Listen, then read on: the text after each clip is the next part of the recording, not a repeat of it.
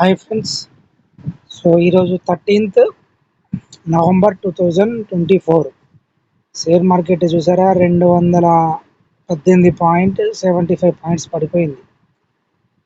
So ఇవన్నీ ఎందుకు పడిపోతున్నాయంటే FIS foreign institutions వాళ్ళందరూ మన ఇండియన్ షేర్ మార్కెట్ నుంచి విత్డ్రా చేసుకున్నారు.